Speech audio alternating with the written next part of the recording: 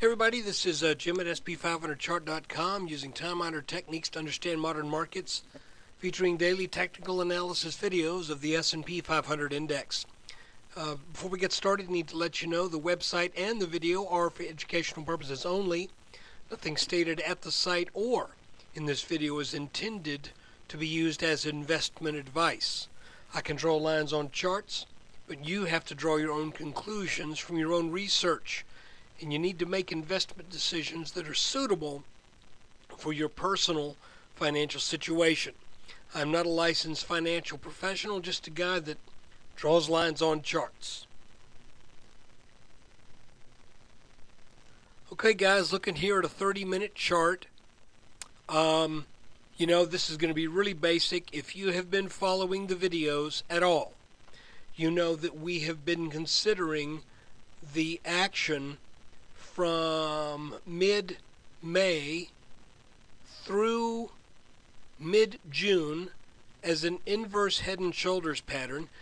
But now as we look at it, it sort of looks like it got ahead of itself. That the breakout was premature, could not be sustained. So therefore, it came back, took out both this neckline candidate and this neckline candidate, even though it gave us a nice head fake with a bounce off this line before coming back down and finally finding what at least appears to be a temporary bottom in the low 1300s at about 1310, 1309. So, what has happened today? Well, today the S&P got over this highlighted neckline possibility, but did not get over this one.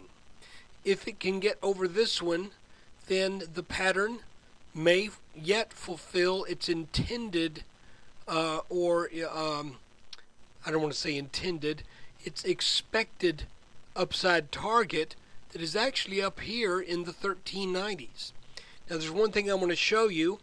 The first thing is we have a cluster of support not too far underneath the market, and we have a cluster of resistance up around the target, and we've got a few things it needs to work through along the way.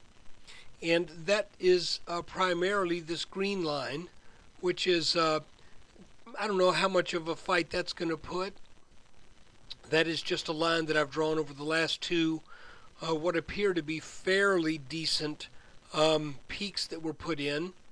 This one right here that was the back test to the neckline from the head and shoulders top, from this triple top up here. And then also drawn over the top of where we just found this upward momentum coming off of the 1260s, petering out and getting slammed hard, pretty hard back down into the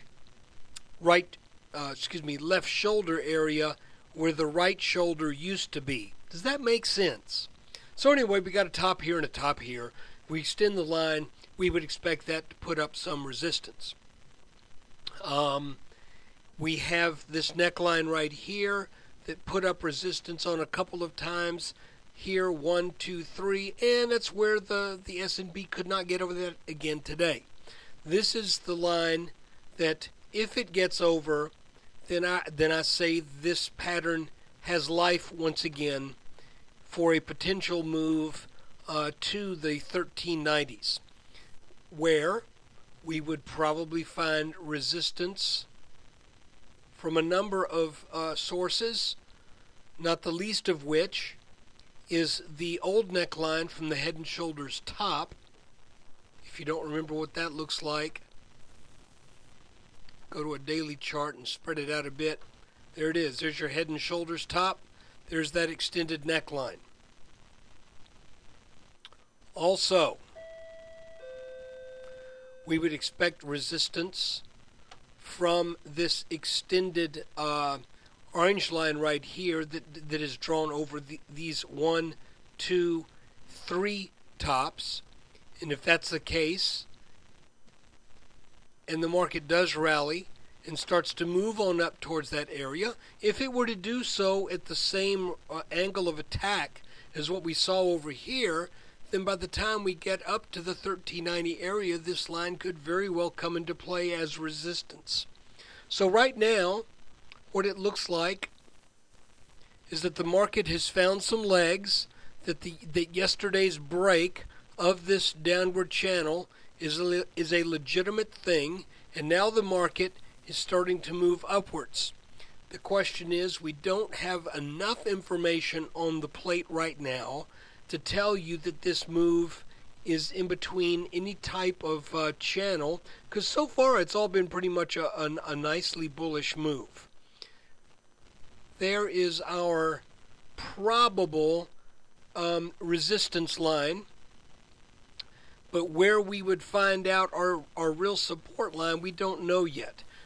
We certainly have some little bottoms that we can say represent a channel right here, but you know, that's pretty darn narrow.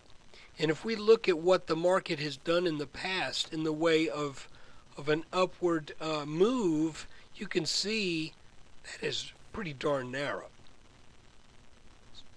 See here, last time the market moved off this 1260 low to the 1360s, it did so within a quite wide range. So what we got here is not the kind of channel that I would expect to have a real long life.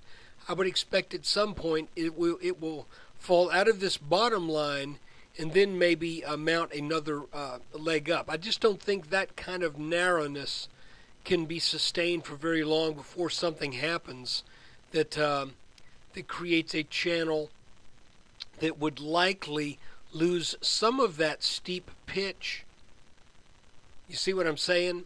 So that maybe we come down, tag this line, then we come back up, and we find out at that point that the intermediate term channel is wider and is not as aggressively paced to go up.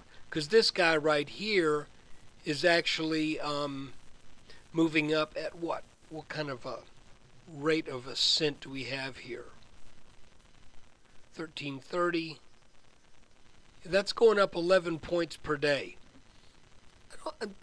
I guess it's possible, but I wouldn't hold my breath expecting that to happen. But still, for the sake of a real short-term situation, let's keep these lines on the chart. Let's see if we get up over this 1335 mark, and if so, then I would expect the next area of resistance to be in the 1350s.